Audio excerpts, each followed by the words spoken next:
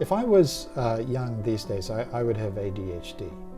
I can't focus on one thing. I need to have multiple things to keep my life full and to stay sane. That's just how I'm wired.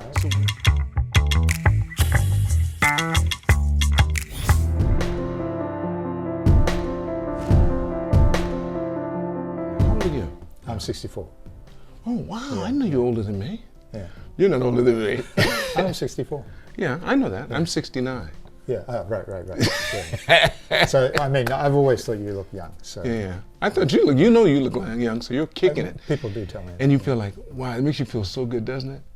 Because they're just getting started, and you've been there, done that. Right. It gives you a different feel. It's like I can almost tell what's going to happen. Yeah. Do you ever get that feeling? Not really. My kids have gone off in really their independent directions. But, you know, I mean, it's great to see them succeeding. I mean, that's good. And I can sort of help them bypass some of the pitfalls. If they take your advice. Yeah, well, even if they don't take my advice, at least they can't say they didn't know. There you go. Yeah. That's true. Whereas for me, I literally didn't have anybody to tell me at all. Right. Yeah. Well, Terrie, I want to thank you for taking the time to be here. Thank you. We haven't talked since 2002, something like that. No, really, because I mean, I went to your office once, but I think it was 2002 the last time we got together and said anything. But I believe my son has been involved in one of your programs that you had at your home. I think you've had a couple of things like that's that. Right, yes. Yeah. I used to do entrepreneurship, you know, mini seminars, helping people understand, you know, the cycle of business from startup to selling. Yeah. Tell me, Terrie, where were you born? Where? Where? I was born in New Zealand. Okay. In a tiny farming town north of Auckland, which is a major city in New Zealand. Do you have siblings? I have one sister. And she's older or younger? She's younger. She's 18 months younger. 18 months younger. Are you guys close? We are. Okay. But, you know, as close as you can be when one of you lives 8,000 kilometers away. That's not that far now. I mean, come on. You guys have the same time zone, though. Close. Almost. Yeah, we're Very about 3 close. hours. 3 hours. 3 hours difference. Yeah. So you're ahead of her by 3 hours. No, Japan is behind. So that's right. Yeah, they're behind you. That's right. Yeah. New Zealand and the east coast of Australia, because I immigrated from New Zealand to Australia. Right. They're both ahead of Japan.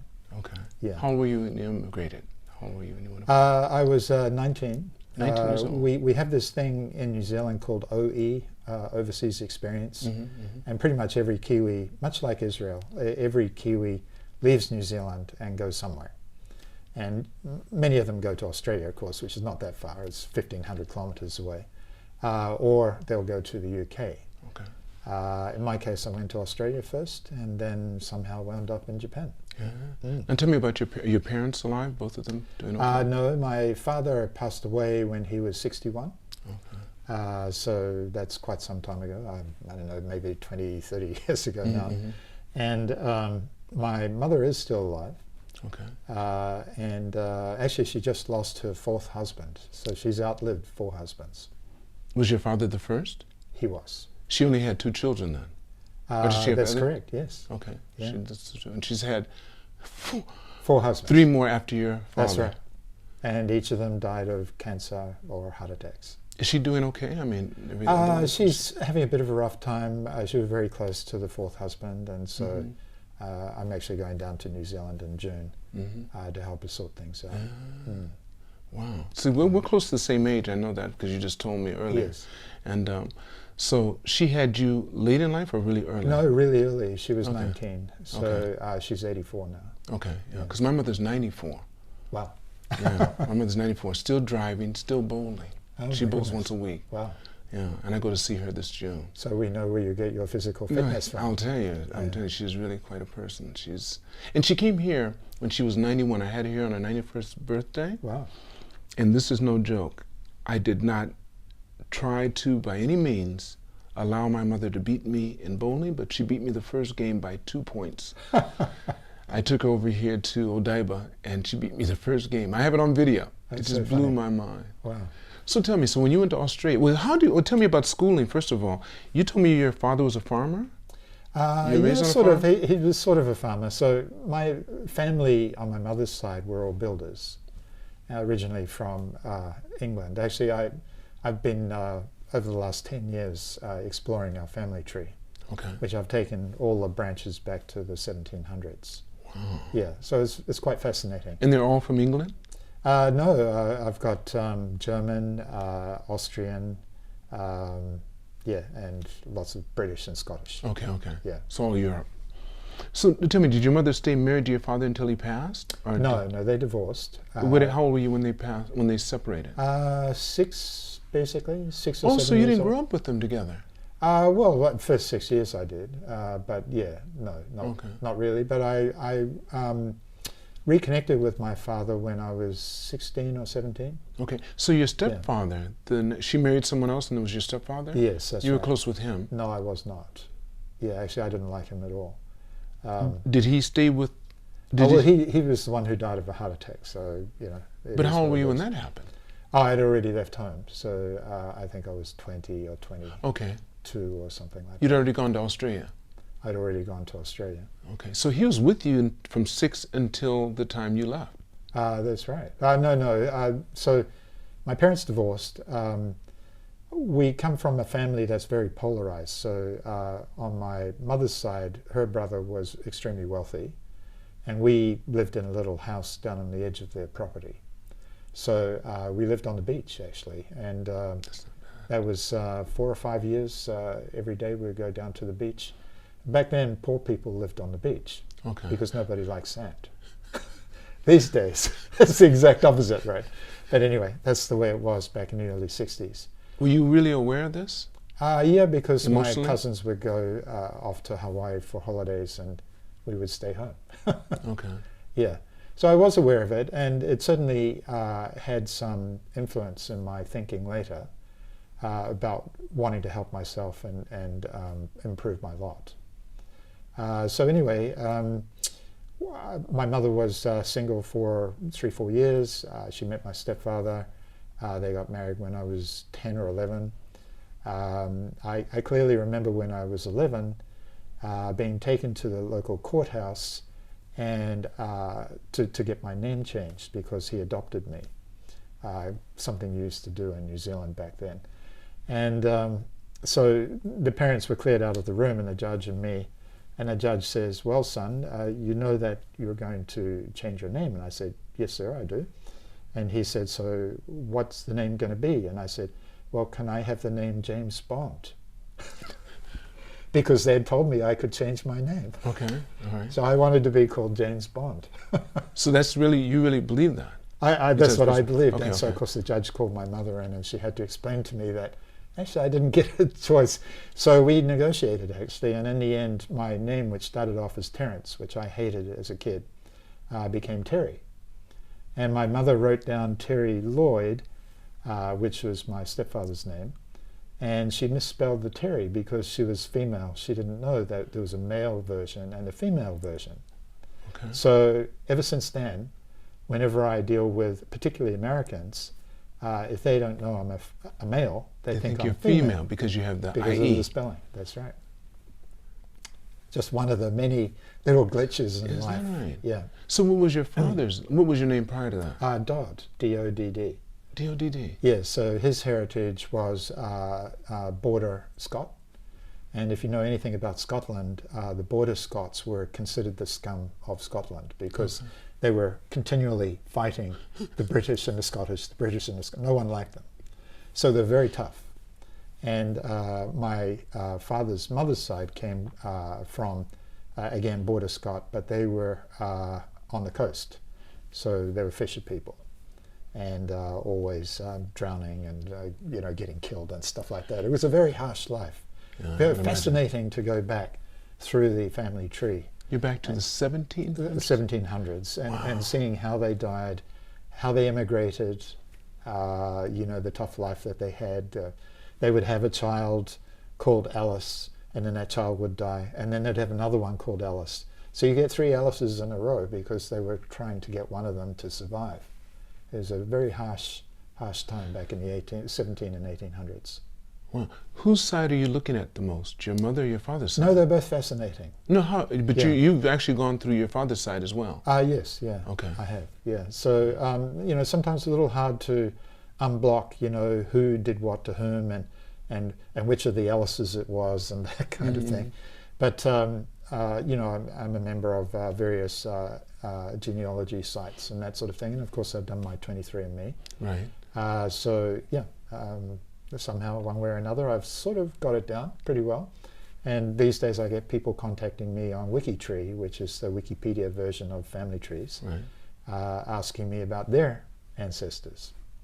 Because whom aren't related to you. I know, well, eventually we're all related. Yes, of course, yes. of course. So it's quite easy to find relationships, especially in Australia and New Zealand. I see. Everybody's somehow related going back to... You're on an island, right, of course. Well, it's actually, Australia is a continent, but they want to call it an island, but it's so big. Come on. It's an island and a continent. And a continent. It's Yeah, just, it's bordering on the edge of both of those. That's right. That's interesting. My goodness. So tell me, so growing up, what was it like for you? You didn't like your father. I understand that, your stepfather. My stepfather, yeah. Was he abusive to you? Name. Was he abusive to you? No, actually, he was a very reasonable person, but I just didn't take to him. You know, some kids just don't take to parents that are not theirs. But you weren't close to your father either. No, I was close to my father. For 6 years, well, not 6 years, let's say 3 years. I missed him when he left, you know, when they separated. And you never got to really see him after that, did you? I know I did. I reconnected with him when I was... I know, but I mean, during that time, I mean, up until then. Yeah. So you really had no contact? No, that's right. And he wasn't writing you, was he? I'm just guessing. No, he thought the way Japanese do about divorce, you know, one of the parents has to disappear, which I hate. But anyway, he did that. But as I say, I reconnected with him. I told him I forgave him for, you know, because our first words together were him apologizing about, you know, what happened and that sort of thing. I said, I don't blame you for any of it. How old was he at this time, do you know? He was, when I reconnected, I think I was maybe 18 or 20. And he died when I was about 30, 35. And actually he died, you know, deeply in debt because he was sick for a long time and just they ran through all his savings and that kind of thing. So actually, the last thing when I last met him, the last thing I did is that I paid off his mortgage, bought him a decent bed so that, you know, even with his cancer, he could, you know, be comfortable. And I took him on a trip, and about 3 weeks later, he died. He was aware, he was lucid during this whole time. Oh yes, yes. Of course, he had morphine pump and so on. We got very close towards the end, and it was a real healing. I felt it was more for him than for me. You know, I'd already got past whatever challenges I had as a kid. I had enough challenges as an But you adult. were his first child. I was. Okay, and he just had your sister after? No, I have a half sister. Okay, so he got married again. I'm close to her. Okay. Yep. So you're close to your full sister too, right? Yes, I'm close to my full sister. That's good. Yeah. See, you have all these women in your lives. I do. Because I mean, you have I four make children. women. You have 5 children of your own. Yes, that's right. You know, 4 girls and 1 boy. That's right. Wow. Yeah. You beat me by 1. Yeah, but mine are all boys. So I Well, beat you. you know, as you know, having that many kids in Japan keeps you poor. I've always said, they said Taihen, I say Tanashi. Tanashi. I never said Taihen. I always believed it was Tanashi because it's something I chose to do. I'm sure you chose to do it too. Oh yeah, yeah. I mean, Did you know you wanted I 5, or did you? No, but I did tell my because I've been married twice. So my current wife is my second wife, Kumi. I did say to her after the 3rd one, maybe we should take a break. She wanted to go for another 1 or 2, you know, and I thought maybe that's a bit too much. All right. I'll have to establish another 2 companies just to pay for their education. What were you like in school? Let's start from elementary school. I was in New Zealand. I was a difficult child. I didn't fit in school. I've never been a good team learner. I mean, I can play the game, and as you get older, you learn that you have to play the game. But I was always very independent.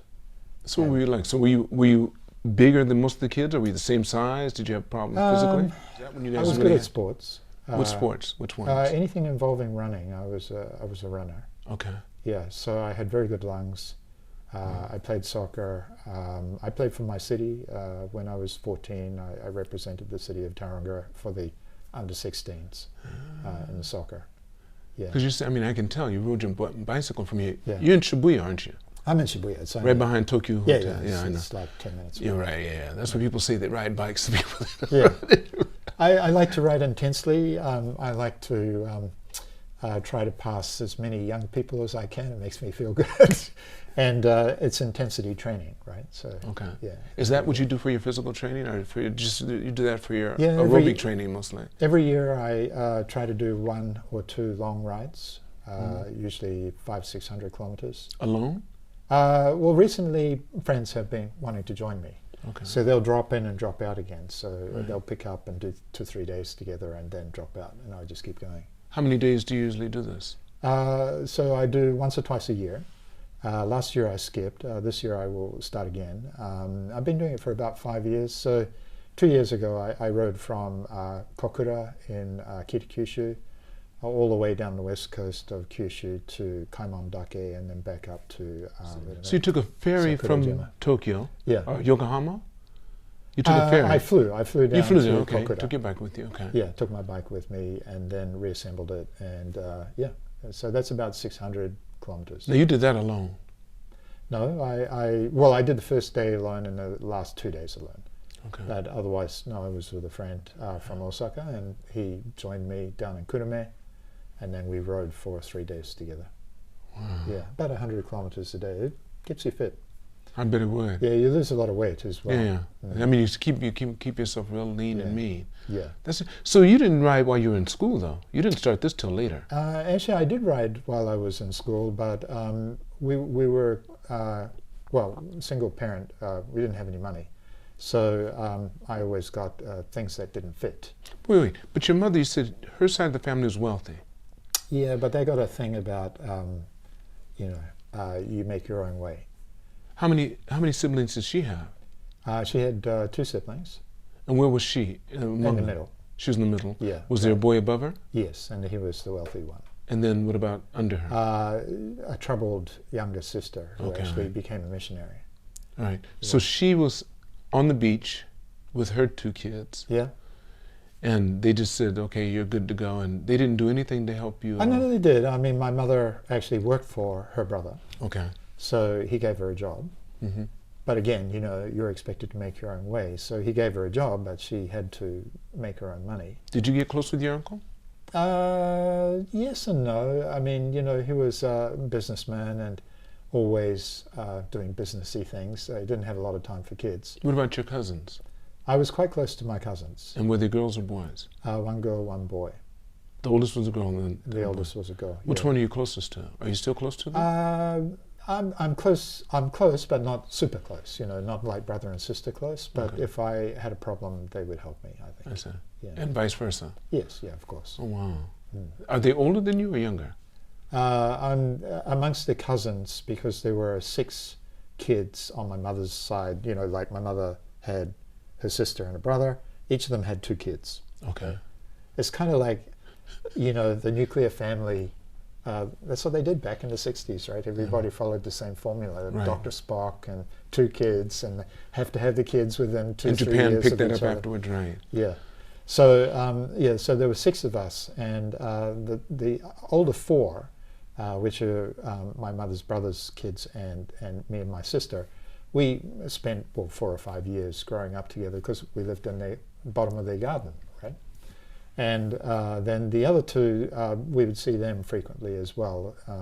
As I say, their mother was quite troubled, became a missionary, and actually she died in a road accident in the Philippines. Actually, pretty horrible road accident. She was in the back of a jeepney, and the only exit was through the front for some reason.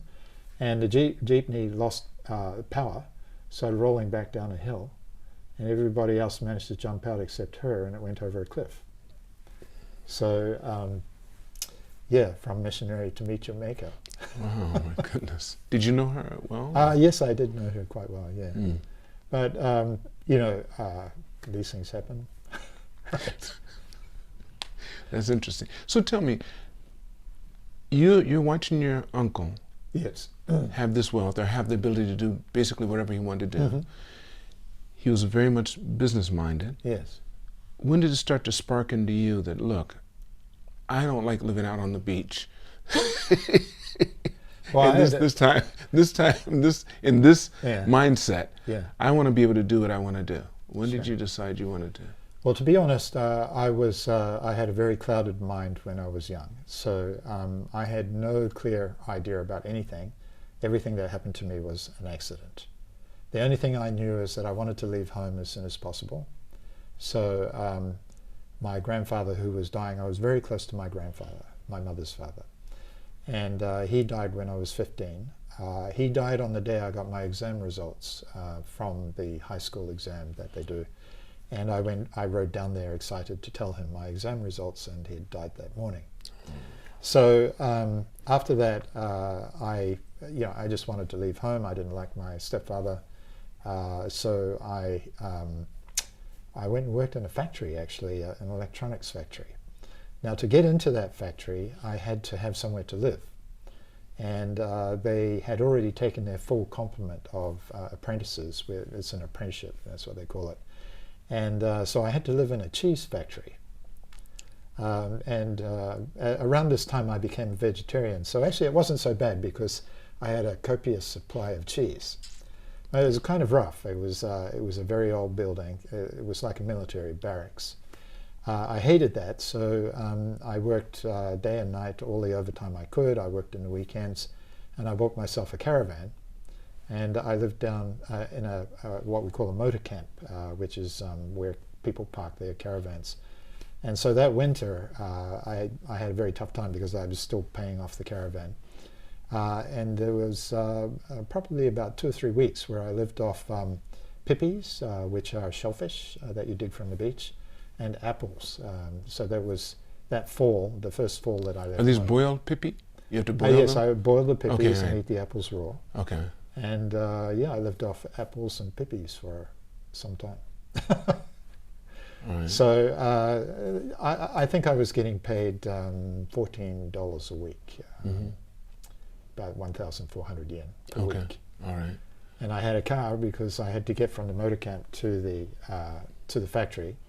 And the car cost me about $12 a week. So, yeah, and I still had to pay the motor camp fees and that sort of thing. You started doing this from 15, age of 15? I was 16 by then. Okay. So, yeah, so I had a tough time for the first 3 years. Right.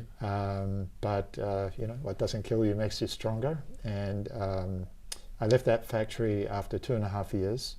Actually, I almost got killed at the factory. I was electrified. I still have the scars on my hand. I was helping an electrician, and he made a mistake and put a sign on the switch gear door, the panel, and it was a very old panel, very old factory, and basically the door flipped open, so nobody could see the sign. So he had turned off all the circuit breakers, and I was holding the main cable, conduit cable for this factory of about 200 people. So it was a very heavy-duty cable, one in each hand, and somebody flipped the circuit breaker back on. So luckily for me, I was standing on a wooden platform. I wasn't. You weren't grounded. If you're grounded, well, I wasn't grounded. That's right. how That's I survived. I know. That's if you would have been grounded, you'd have been blown. I would have been killed instantly. Right. So I felt shaking. Then suddenly my arms, went this way, and arcing, and smell of burned skin, and yeah, they rushed me down to the doctor. I was fine, I mean, I guess my heart might have got a little bit of a trigger or something, but I survived. But that guy, the electrician, he got fired, and he got barred for life from being an electrician. Yeah, I feel a bit sorry for him, but anyway, it was his It could have been worse. It could have been worse, yeah. I could have been dead. Wow. Yeah. So then you decided to go to Austria. No, what happened after that, I left that factory, and I actually moved back to the beach that I used to live on when I was a kid. Right. And so I learned how to fix TVs. But you're staying with your mother now? No. By that time, I'd long left home, and I was completely independent. Right. So I learned how to fix TVs, and I did that for about a year and a half. And it's important because when I was 19 and I left for Australia, the first trip across, I bought an old car with a friend and we drove around Australia as you do. And then I went to England and Turkey and various other places, and then I came back to Australia and I got a job at a computer company. Wait. You said you went to England, you went to Turkey. Yeah, I traveled all over. Wait, so you saved up your... Wait. Now, where does the money come from? So the last 2 years I was fixing TVs.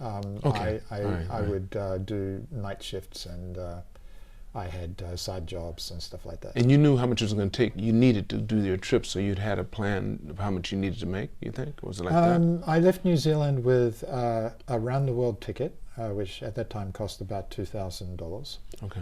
And $500 in my pocket. All right. And I came back to New Zealand 9 months later with about $50 in my pocket. So I traveled cheaply. Right, but you didn't work while you were traveling. I know I did. So you were earning money too sometimes. Because I knew how to fix TVs. So people would ask me to fix their TV, and I'd charge them $100. Okay. Yeah. So that's how I supported myself. Was that your first real business, kind of? It wasn't really a business. I was just hitchhiking. I Right. had a backpack. I had a girlfriend, and we hitchhiked together, basically. You had her on the whole trip? I met her on the plane leaving Australia to go to the UK, and we fell in love, and yeah. And you guys went together? Yeah, we did. Okay. Yeah. So how long was the trip again? So at 19 I decided to go to Australia. Right. So I went to Australia, and I was there for about 6 months with my friend. We bought a car in Brisbane, Australia.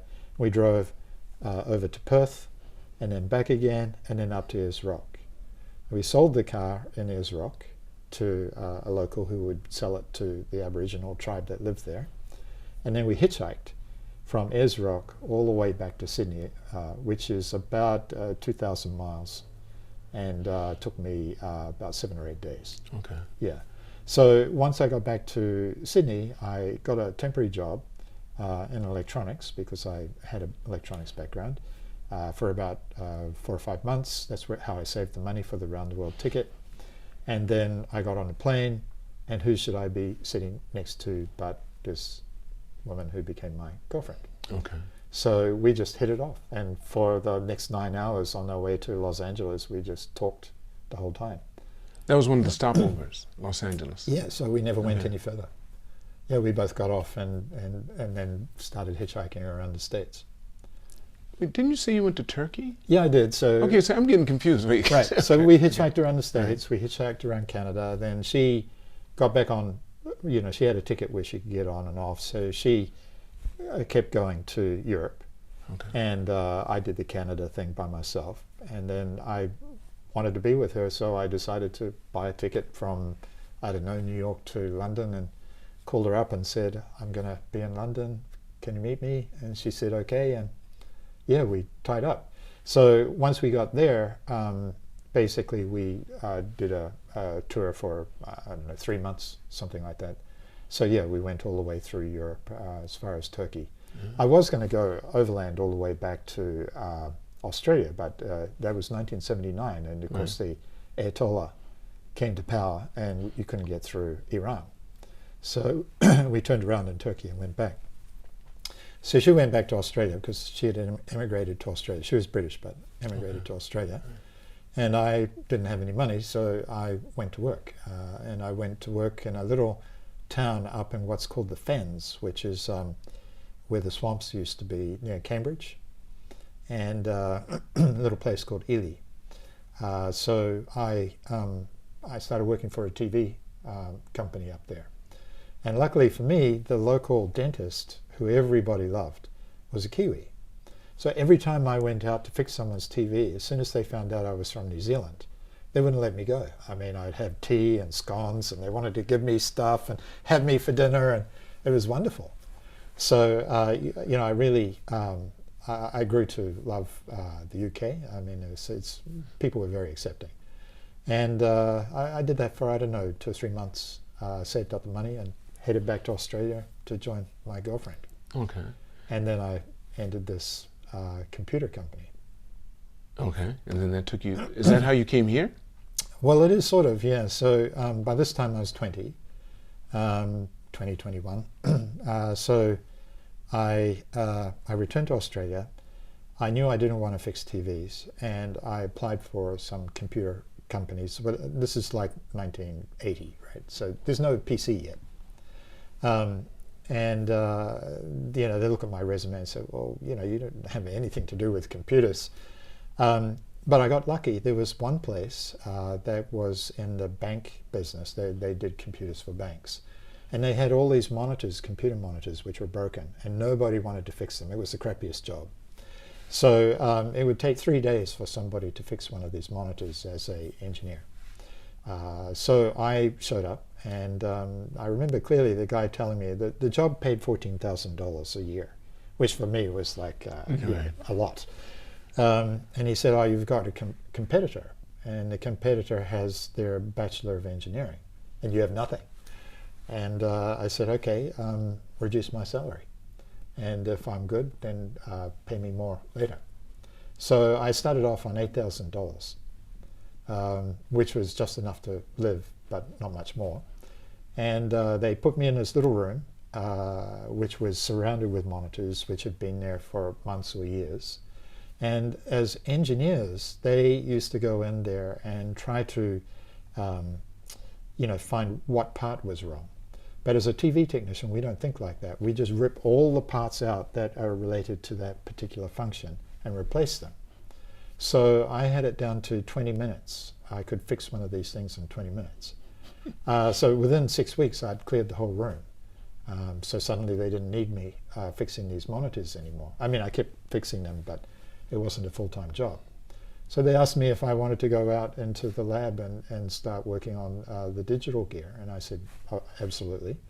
My girlfriend was going to university. I paid for her to go to university, so I would borrow her card, study in the weekends, and I learned about digital and started doing coding and that kind of stuff. Now, where was this again? Sydney, Australia. You're in Sydney. You're still in Sydney. Yeah, right. So she gets through school. She got through school. Right. Then we broke up. Okay. I was sad, and I wanted to go somewhere far away, as you do. I think I was all of 24 by this time. And I was going to go to India. I've always felt an affinity to India, but I had a close friend who'd come back and he had bad dysentery. And if there's one thing I know, I have a weak stomach. So I went to this party, and I was a strict vegetarian by this time. And there was a table full of food, and the guy had just come back from Japan, and I couldn't eat any of it. So I had a bowl of rice, and I got down to the end of the table, and there were some pickles. So I picked up these pickles, and I was eating rice and pickles, and there was this one pickle that was really strong, and I thought to myself, I'll go to Japan. You know, it's like one of those things, just like random connection. About 6 months after I arrived in Japan, I found out that the pickle, which was kimchi, doesn't come from Japan. So anyway, I managed to arrive in Japan by mistake. Thanks to the kimchi. Thanks to the kimchi, that's right. But when I arrived, you know, it turned out I was probably one of the few foreigners who knew what a laser printer was, a hard disk, memory. Now this is what, CDs. 80 what? 1983. Wow. And again, just as the PC was being developed. And of course, the original PC, all the parts were developed in Japan. So by the time the PC came out, I already had 6801. I was programming it. It was called a Sim-1. It was one of the very first board computers, because I couldn't afford a full computer. And so I used to program that, and I got work editing and writing technical manuals.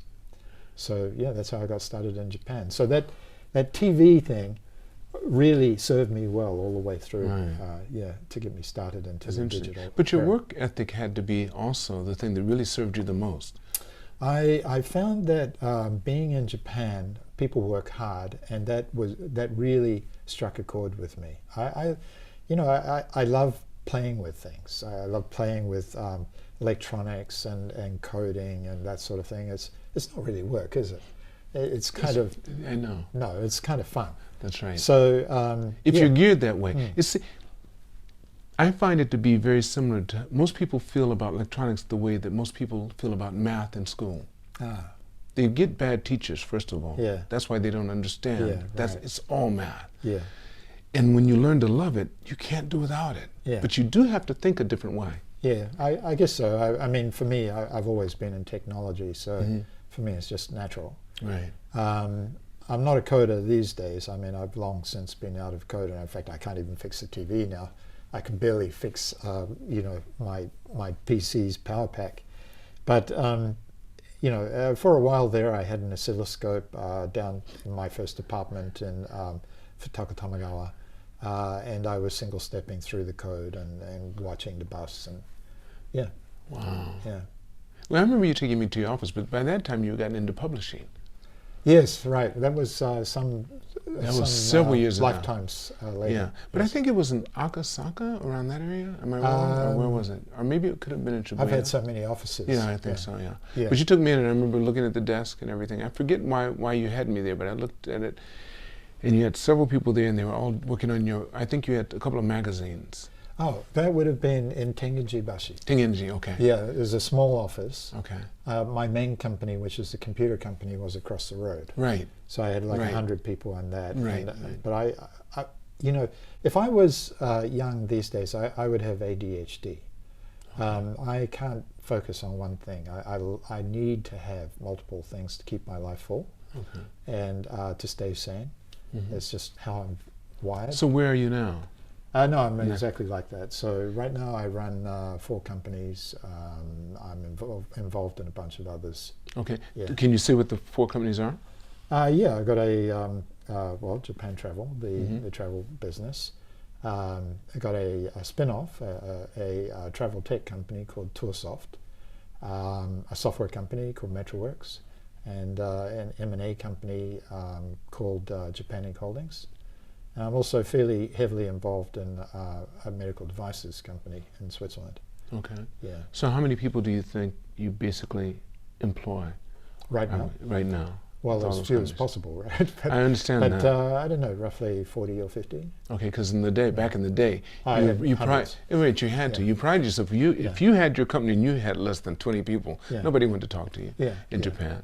That's right. Well, before the Lehman shock, I had about 300 people. Okay. Yeah. Right. I think that the Lehman shock got a lot of people. A lot of people, and they start looking at things completely different. Yeah, those 2 years were pretty rough. But, you know, I'm built for the down periods, so, you know, I survived, obviously. So how has COVID affected you? No, I mean, it's a nothing event for me. Like, you know, compared to some of the other tests that I've had in my career. Of course, it's rough. I mean, I'm in a travel business, and we're not allowed to pursue our business purpose, right? So we live on subsidies and whatever else we can generate while we wait for the borders to reopen. Right. But COVID, in a way, personally, has been quite good for my personal development. How? Well, first of all, I resurrected our M&A business, and I've been helping our friends sell and fund companies. So I've done 3 successfully so far, and I've got another 2 that look like they're going to go well also. And then I've been working on some new projects. One project, you know about crypto, so you know about Satoshi Nakamoto. Yes. Okay. Yeah. So Satoshi Nakamoto is the most famous person that no one knows anything about. That's what I'm saying, right? So I built a backstory for him. So I copyrighted it about 3 weeks ago. The website is called talesofsatoshi.com, and I assembled some psychologists, a Buddhist monk, and a few other relevant people, a crypto guy, and basically I created a whole persona for Satoshi based on psychological models. So what we did is we went through all his posts, and then we ascribed personality behind the posts, and then I created family for him, going back 4 generations, so you get nature and nurture, so you get your genetics. So I've created a whole person, basically. So when's it going to come out? About 2-3 weeks ago. It came out already? Yeah. And what? So it's right now I'm just doing it for copyright. So I haven't done any PR. Okay, so it hasn't promotion. Okay, no one's seen it yet. No, if you go to talesofsatoshi.com, you can see it. And I did announce it on LinkedIn, so I had a few hundred people go there. But I haven't sort of pushed it out to the world yet. Okay. Yeah. But you plan on doing that soon? Yeah, so what I'm doing is I've created a series of stories, like a community novel. And so initially it's myself and another writer, and now we're going to solicit other writers to come in.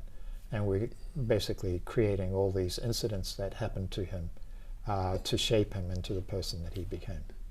Yeah. It's wonderful. Yeah. I like that idea. Yeah, it's pretty interesting. I drew a lot from my personal experiences. Okay, so a lot of Satoshi is going to end up being you. Yeah, me and people I know. You know. People okay. I know. Yeah, yeah. So I was approached by the Russians back in the 90s. They wanted to buy parts from me when I was running my computer business. Right. I didn't pursue it, but anyway. Well, Toshiba did. Didn't they get in trouble because they sold these electric motors they used for their submarines that were quiet? Yeah. And they got, I'm pretty sure it was Toshiba. Yeah, well, funny you should bring up Toshiba. So actually, I was the first successful case by the Fair Trade Commission against Toshiba. So I actually got the help of the Australian embassy, I think, at that time. And we brought a case through the FTC to Toshiba because they were preventing me from buying parts to repair their PCs. And so they were forced to sell me spare parts, which was necessary because Morgan Stanley was my major client and they were using Toshiba PCs. That's interesting. 1990, yeah. Wow. Yeah, I've had a lot of firsts along the way. But anyway, just to finish up with Satoshi Nakamoto. So basically, I've created this backstory on people that I know. So yeah, I met the Russians. The CIA tried to recruit me at one point. You know, had some brushes with the Yakuza being in the same building as me. I was in this building where there was this dating service and Yakuza were duking it out with a dating service. Yeah, lots of interesting stories. So I've sort of bound them and binding them with fiction into this Satoshi Nakamoto thing. Oh, that is neat. Yeah. Wow. Do you see yourself being here indefinitely, or do you plan on living somewhere else, or do you already have places everywhere else? You know, my wife and I are talking about it, but the problem is there are not many places better than here, right? Oh, I mean, you're preaching to the choir. You got Australia, you got New Zealand. They're both great places, and so okay, so maybe we'll spend half our time down there, and half our time in Japan, maybe. Who knows? Right now, my wife is at the peak of her career. I think I told you that she works at the New Zealand Embassy. She's interpreting for the New Zealand Prime Minister tomorrow and the day after. So I'm totally proud of her, and I want her to, you know, seize this moment. She's been a mom, right? And then suddenly she can go back to her career. Yeah, we don't know where we're going to wind up. And frankly speaking, I'm still in business creation mode, so I'm not ready anyway. Okay. Maybe another 10 years or so. Yeah. All right. Yeah. Terry, I'm going to end with this. That's been phenomenal. What do you consider to be a good life in Japan? Having kids that are fulfilled and having friends who like you and that you were able to help. Oh, I'll end with that. I want to thank you so much for taking the time, Terry. Great. It's been fantastic. All of you watching this podcast, make sure you press like, subscribe, and remember, it's all unknown, so keep reaching for the stars because you're too blessed to be stressed.